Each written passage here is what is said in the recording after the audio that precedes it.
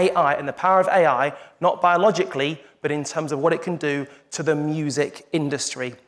Now, we're going to see a film in just a second, but the two people that we're going to be hearing from, we heard mentioned Wyclef Jean and Lyor Cohen. And just to put them names into some sort of perspective, I'll make a bold statement here.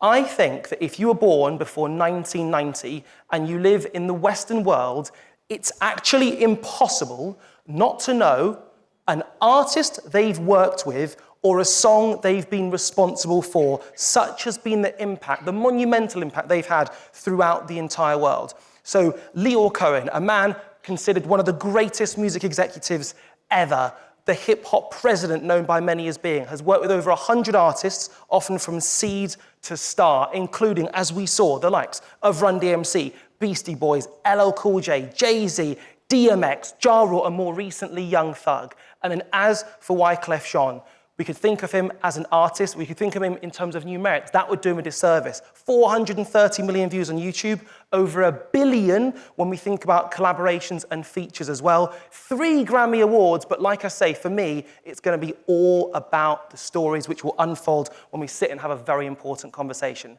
But in terms of music in AI, here's just a slither of what it can offer. My name is Wyclef Jean. I'm originally from Haiti. First group that I was part of producing and co-founding is the Fugees. I think that's sort of like what led me here. Getting a chance to see some of the tools of the future, it allows us as creatives to challenge ourselves, to push the envelope. Let's get super creative. This is like the transform feature where you can take one piece of audio, convert it into something else. Make it sound like any instrument you want. You know, drums. Something that would probably take me hours literally took me 10 seconds. Yo, that's the vibe, that's the vibe. And so what was amazing today was to be able to take the tool, convert it into another program, speed it up, put it in a key, go back to the AI, pull another sample, move it around. Creativity was endless.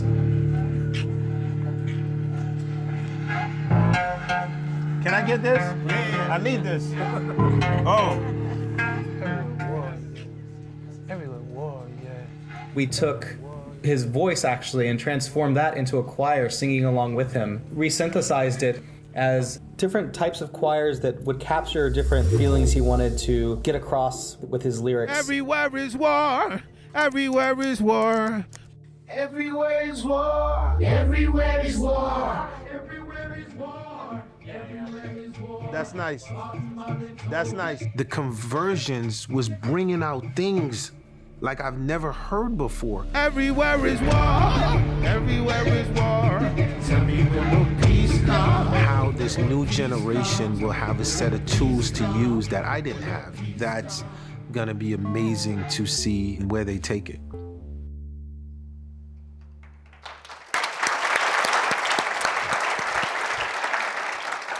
We're going to have a lot of fun over the course of the next 35 minutes or so. The way it'll work is we'll have a chat with the guys behind us here, then we're going to see a demonstration, because ultimately that was just a flavor of what this can do. And when you actually hear it and see it, it is something else. Now, I know we're in Britain, but what we're going to do, because these guests are American, let's pretend that in Britain we're cool and we can bring the energy. So I'm going to give them a little bit of an introduction, and then let's pretend that we're in the Bronx, New York. Just picture it, it's going to be special. So Lyor Cohen, a man who is the former president of Def Jam, the former CEO of Warner Music, the founder of 300, the head of YouTube Music Global, on the board of the Rock and Roll Directorship. Now, let's remember that when I introduce Wyclef, then the energy is going to go mental when I say their names. We have Wyclef Jean, an artist, a singer, a songwriter, a rapper, a philanthropist, a politician, and everything in between. He's worked with everyone from Beyonce to Dwayne "The Rock" Johnson. I'm being deadly serious. So let's have a massive Google Zeitgeist welcome for Wyclef Jean and Lyor Cohen!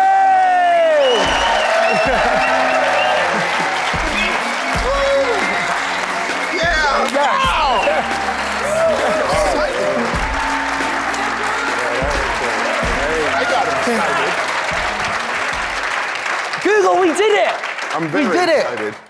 Properly pumped to have you guys here, sat here today. But Wyclef, can I start with yourself first? Now, let's start with you, man, because me and Leo are sitting there. I'm like, man, this guy got to do the intro whenever the Fugees come. Done. And you never say, you just talk. Trying my best. I've got to, when you have two legends, you have to give it the proper introduction.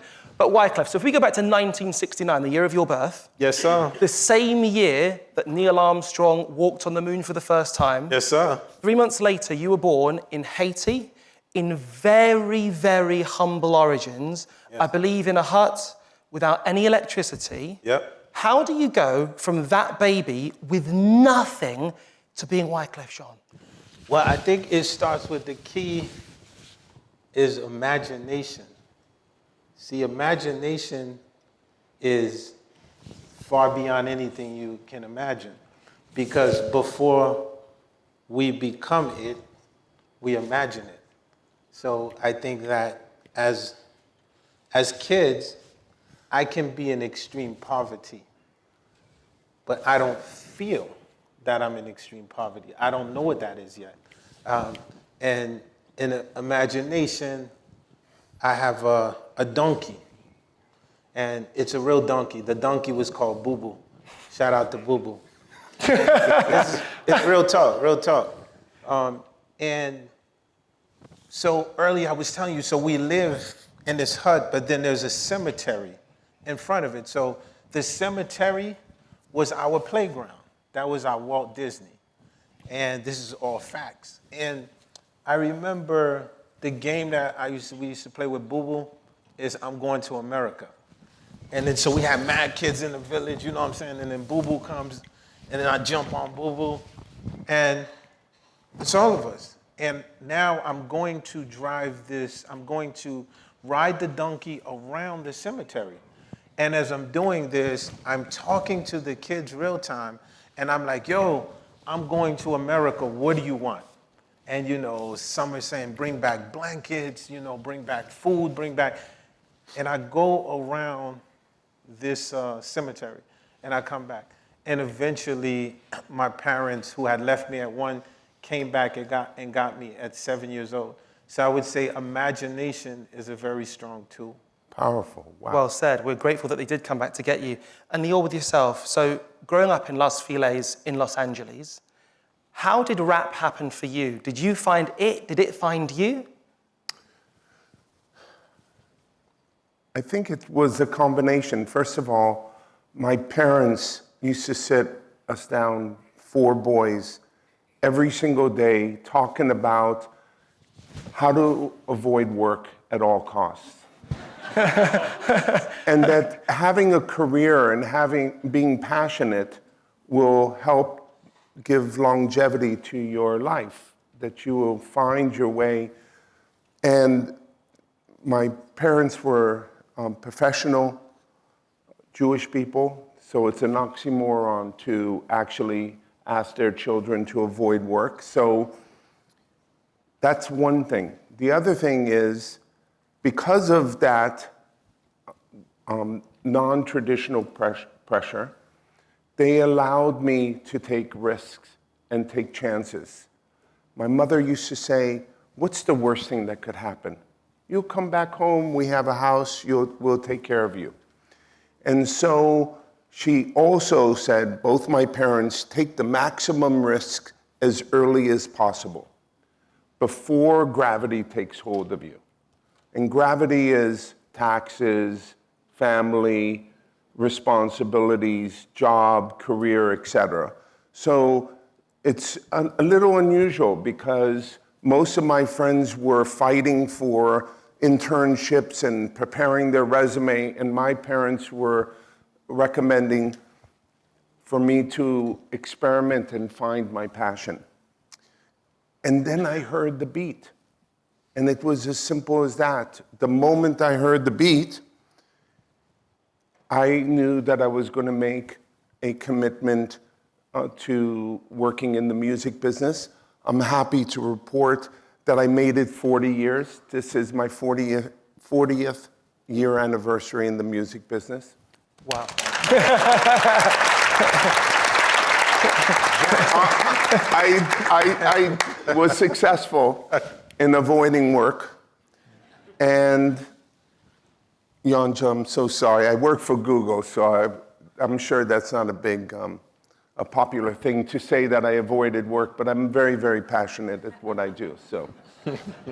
Thank you very much. And we're going to jump around here. Only got 20 minutes for the chat, so I'm going to try and get in as much as possible. So, Wyclef, with yourself, so I mentioned artist, producer as well, multifaceted. If we take your album with the Fugees, the score, I think triple diamond that went in the end. When you heard those tracks or you produced them for the first time, do you know it's going to be a hit? Do you know you've got greatness? Well, I would always say the first thing about me is my parents, right? They taught me of my DNA, right? So long before there was a gene, that was a gene, that was a gene. And that gene came from Africa. So at a very young age, I understood, like Einstein, the law of relativity in one hand and the violin on the other hand, which a lot of people don't understand. Einstein is a brilliant violinist as well as piano. So with these two things, I understood at a very young age. When I was doing the score, the album, I was listening to Pink Floyd, The Wall.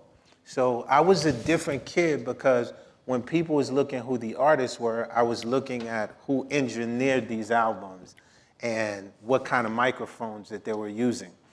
So in doing that, today with the technology, it allows us to be able to do records in our bedrooms. But the score that you just said that went triple diamond was done in my uncle's basement. So I think that the main thing is to understand information in a form that others didn't. When I explain it in basic terms, we are vibration. So what you hear talking to you right now is literally just a wave frequency.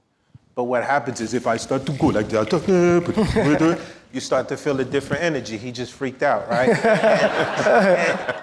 and I think that what you do is the Big Bang Theory to me is the music. So I think that with this music, what I've learned to do, whether it's the Fugees or Santana, I think our responsibilities is every day to make someone feel a little better than they felt yesterday.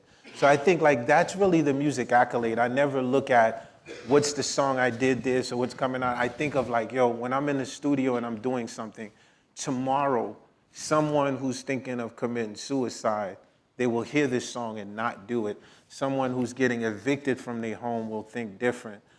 Politicians will start to look at policies different.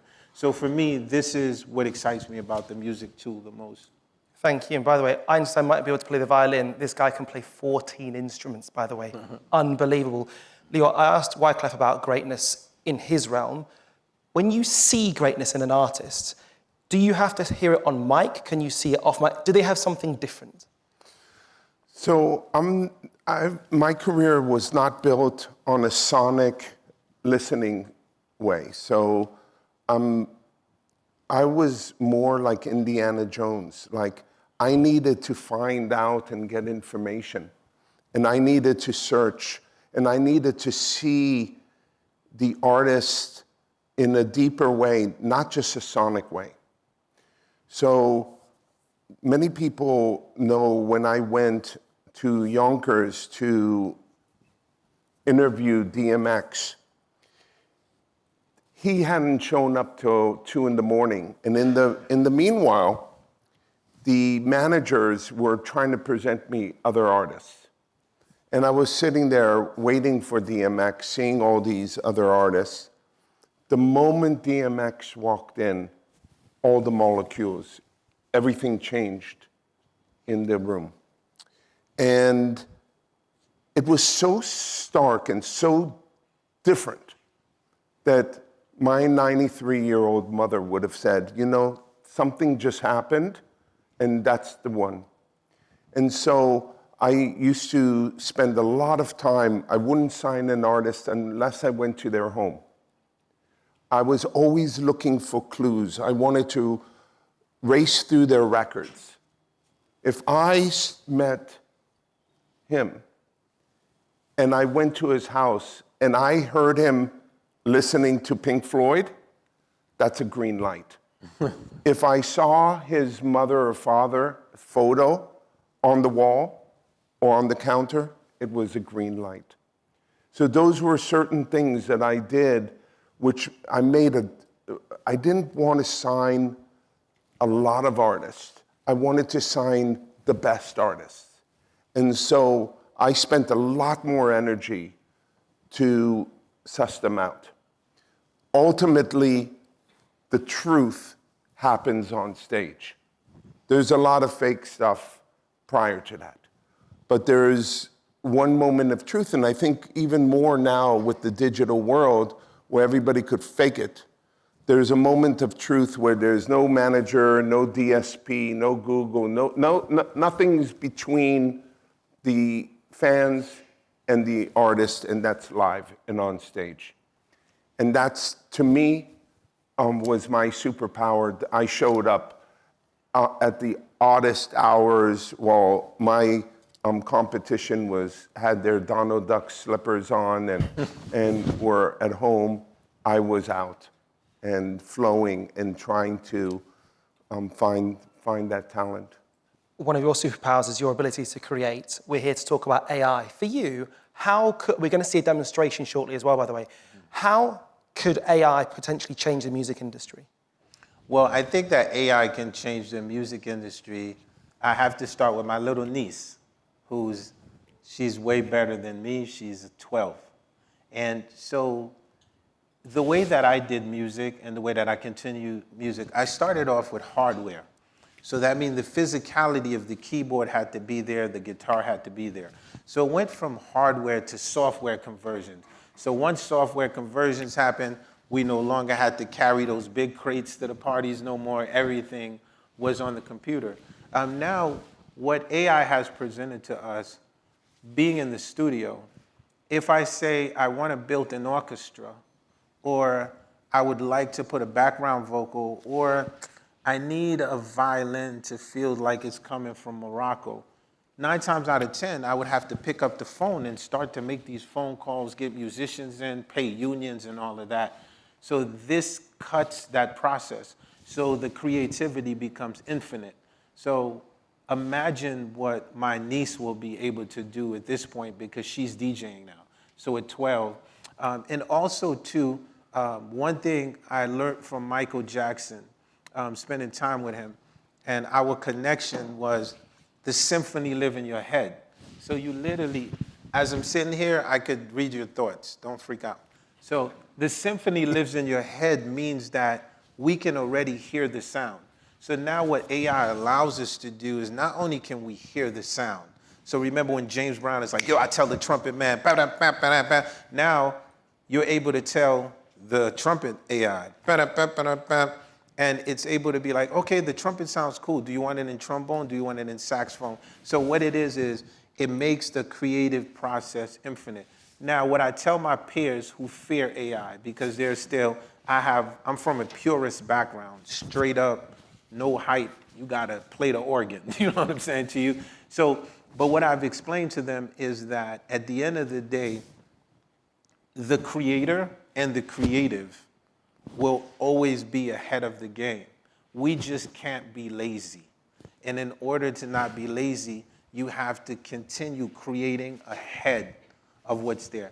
So to me, that's what's exciting when I look at my niece and the ability of what she's gonna be able to do. You beautifully articulated that, thank you. And very shortly, we're gonna bring out our person to allow this masterclass to happen. But just finally, Lyor, you guys, there's a chemistry there, but this is the relationship that goes back many, many years. Of course. It goes back many, many years, but I didn't sign him. I don't know why. I'm going to figure that out backstage. I don't know why I didn't get the opportunity to sign the Fugees. He mentioned backstage that he was turned down by many, many record companies. So I need to go back and figure it out why. Because Def Jam at that moment was at the sweet spot. And in many ways, it was a whirlpool of attracting artists like Clef, and I have to figure what happened. I would say on the AI thing, when I was introduced to the music AI by Demis a year ago, literally this week, I didn't go back to the office, and I walked around London for by the way, I live in London. I'm an American that lives in London.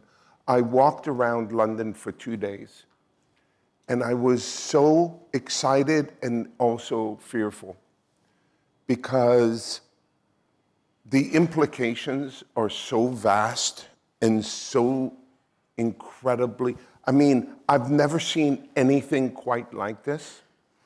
And all I could think about is, how do I get the artists on side?